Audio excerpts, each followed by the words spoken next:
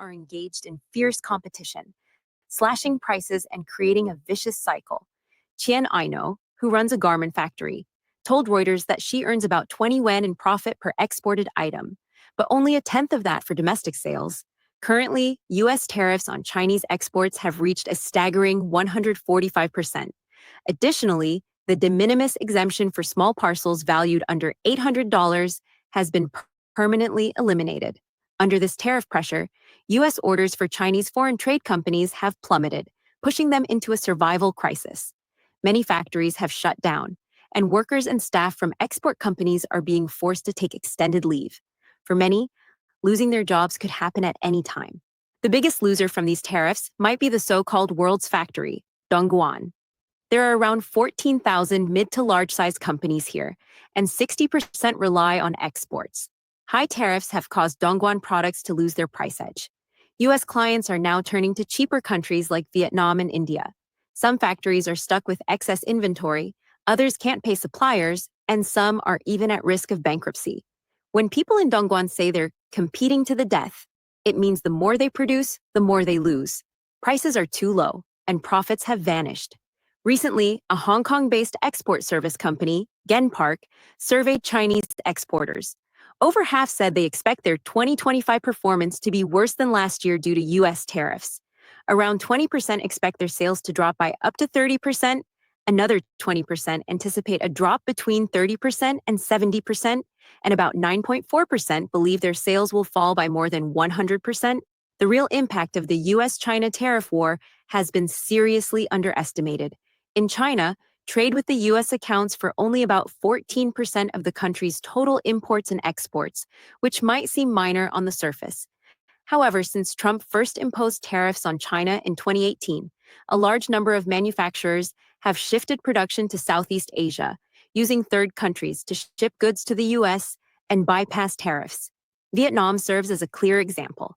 In 2018, China exported $83.9 billion worth of goods to Vietnam, a figure that surged to $144 billion by 2024. During the same period, Vietnam's exports to the U.S. grew from $49 billion to $196 billion. To avoid higher tariffs or secondary sanctions from the United States, some Southeast Asian countries are acting swiftly. Vietnam, for instance, has started cracking down hard. The Vietnamese Ministry of Trade issued a new rule, tightening checks on certificates of origin and cracking down on attempts to fake the origin of goods. Thailand is also updating its laws to avoid being used as a backdoor for Chinese exports, with measures such as making origin certificates more transparent and tightening inspections of export goods.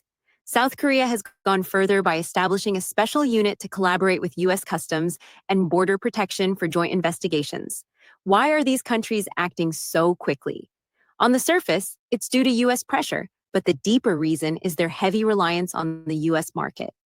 Losing access to the U.S. means losing their primary source of U.S. dollars, which could trigger an economic crisis.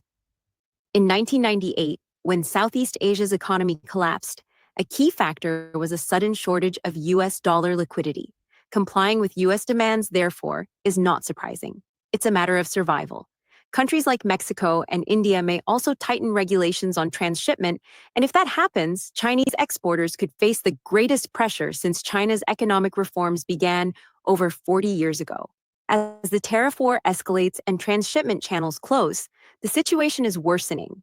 Many Chinese manufacturers exporting to the U.S.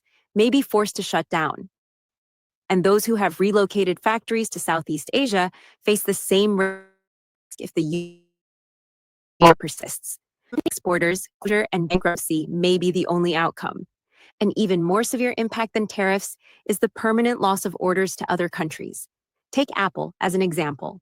When Apple set up factories in China to assemble iPhones, it invested heavily in purchasing or leasing land, building facilities, acquiring equipment, and recruiting workers.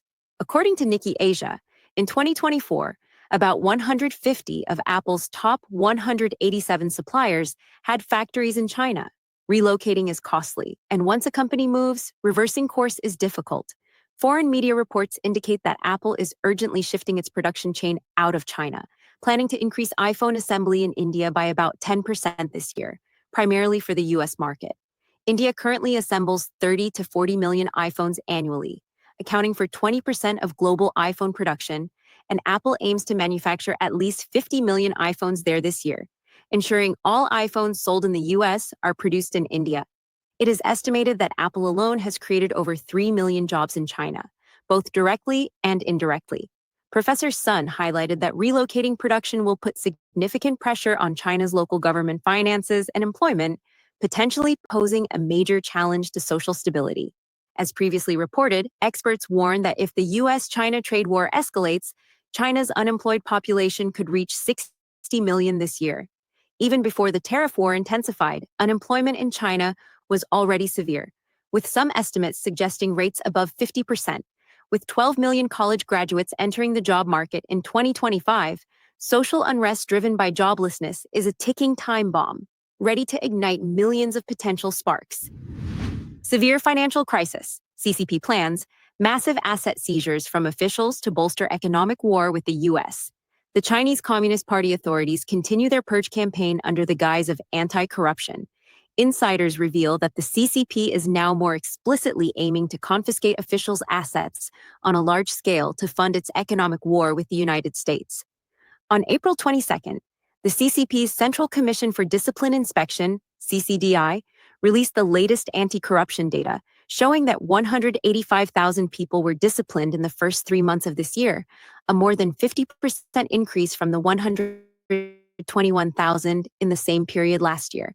Among them, 14 provincial and ministerial level officials were disciplined, 2 more than the previous year. From January to March, 220,000 cases were filed, a nearly 50% surge compared to 149,000 cases in the same period last year. The CCDI claimed that the authorities are focusing on cracking down on systemic corruption in sectors with concentrated power, abundant funds, and rich resources. Of the 16 centrally managed officials who fell from grace this year, at least 4 were from lucrative sectors such as finance, state-owned enterprises, tobacco, and pharmaceuticals. Nguyen Hong Bing, an Australia-based legal scholar with ties to CCP insiders, recently told the Epoch Times that the CCP's anti-corruption campaign is expanding, but its purpose is no longer purely political. It now carries significant economic motives, primarily related to the escalating US-China tariff war. According to UN, sources within the CCP system indicate that between 2025 and 2026, the CCP plans to intensify investigations into official corruption.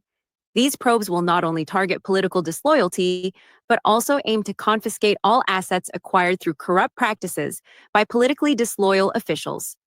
Per CCP custom, convicted fallen officials typically face sentences that include the confiscation of all personal assets. For example, on October 10, 2024, the Intermediate People's Court in Huanggang, Hubei Province, sentenced Fan Yifei, former deputy governor and party committee member of the People's Bank of China, to death with a 2-year reprieve for bribery, with all his personal assets confiscated. Fan was accused of amassing nearly 400 million yuan, approximately $55 million, through 29 years of graft. Yuan Hongbing stated that since Xi Jinping came to power, millions of officials have been investigated, with the scale of confiscated assets being staggering. The current, more explicit goal is to use these seized assets to navigate the regime's crises, including the ongoing economic war with the United States. He noted that the CCP has recently emphasized investigating and confiscating the assets of retired or resigned officials. There's no longer a 20-year retroactive limit.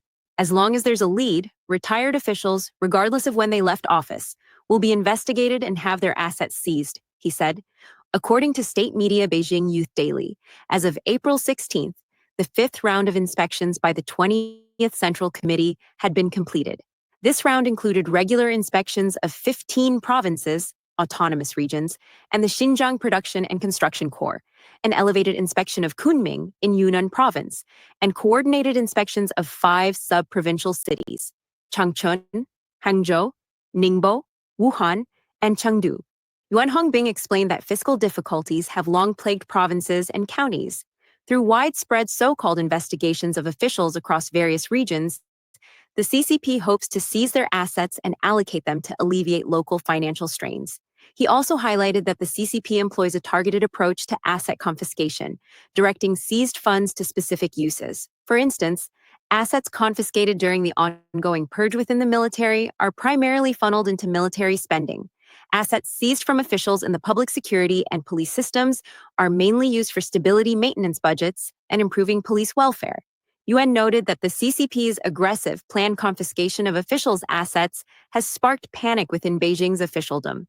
Officials view these actions as akin to drinking poison to quench thirst, effectively undermining the regime itself. Trump holds the upper hand, declares China's economy is performing very poorly. CCP secretly concedes to the U.S. with tariff exemptions for 130 U.S. products. On April 30th, U.S. President Donald Trump held a cabinet meeting to mark his administration's 100th day in office, highlighting achievements in immigration and economic policy. Trump stated that China's economy is currently performing very poorly, citing recent data showing a decline in factory activity. He has repeatedly claimed that the US and China are engaged in tariff trade negotiations, asserting that CCP leader Xi Jinping personally called him.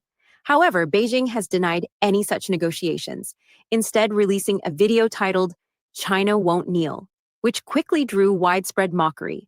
On April 29th, the CCP's Ministry of Foreign Affairs released a 2-minute, 19-second video titled Never Kneel Down, with English voiceover and bilingual subtitles. The video opens by criticizing the U.S. for sparking a global tariff storm and singling out China while granting other countries a 90-day tariff reprieve. Notably, it omits mention of China's retaliatory measures that escalated the tariff war. Citing Japan and France as examples, the video asserts that submitting to hegemony is like drinking poison to quench thirst, and that yielding only invites further pressure. It emphasizes China Won't Kneel, featuring imagery of the CCP's 5-star flag alongside a microchip captioned with China Won't Kneel.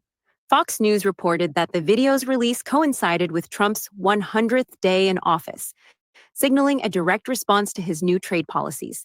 The U.S. imposed a 145% tariff on Chinese imports while suspending tariffs on all other countries for 90 days, effectively isolating the CCP. In response, the CCP retaliated, raising tariffs on U.S. goods to 125%. Analysts view Trump's strategy as rewarding fair trade partners while pressuring Beijing for reforms. Many believe the CCP is at a disadvantage in this tariff war. The video received largely orchestrated praise on China's tightly controlled Weibo platform, but some netizens expressed dissent. On the overseas X platform, reactions were overwhelmingly sarcastic. The Chinese government would rather let people eat grass for 3 years than let Xi lose face. Chinese goods still can't be sold. They ask you to negotiate, but you're secretly kneeling while claiming you won't kneel. Li Wanhua, an Australia-based historian, remarked that such videos from the Ministry of Foreign Affairs reflect the CCP's wolf warrior posturing, projecting an aggressive stance. Domestically, the CCP seeks to rally citizens to endure hardships to resist the U.S. tariff war. But people are increasingly skeptical, with more awakening to the reality. Despite this belligerent rhetoric, signs of quiet concessions have emerged. Earlier reports from Chinese and U.S. media noted that Chinese customs authorities silently reduced tariffs on 8 types of U.S. integrated circuits from 125% to 0, though related Chinese media reports were quickly deleted. On April 29th, Bloomberg cited sources indicating that the CCP is considering suspending 125% tariffs on certain U.S. imports, such as medical equipment and industrial chemicals like ethane. Reuters reported that China may exempt over 130 U.S. products, including vaccines, chemicals, and jet engines. Previously, Beijing placed dozens of U.S. companies on trade control lists, launched an antitrust probe into chemical giant DuPont, and ordered airlines not to accept booked Boeing aircraft. However, on April 29th, the CCP's Ministry of Commerce stated that Beijing is willing to support normal commercial cooperation with U.S. companies. Some officials admitted that tariffs have severely impacted Chinese airlines and Boeing. In a recent interview with Time magazine, Trump said the U.S. and China are negotiating on tariffs, revealing that Xi had called him, a claim Beijing vehemently denied. Yet, external observers have noted signs of contact. South Korea's Jungang Daily reported that on April 24th at 7 a.m., a senior CCP Finance Ministry official, accompanied by staff, entered the U.S. Treasury Department building. Chinese personnel attempted to prevent journalists from taking photos and even demanded the deletion of images already captured. The official was believed to be Finance Minister Lan Fowen, attending the IMF and World Bank spring meetings in the US at the time. We'd love to hear your thoughts. Drop a comment below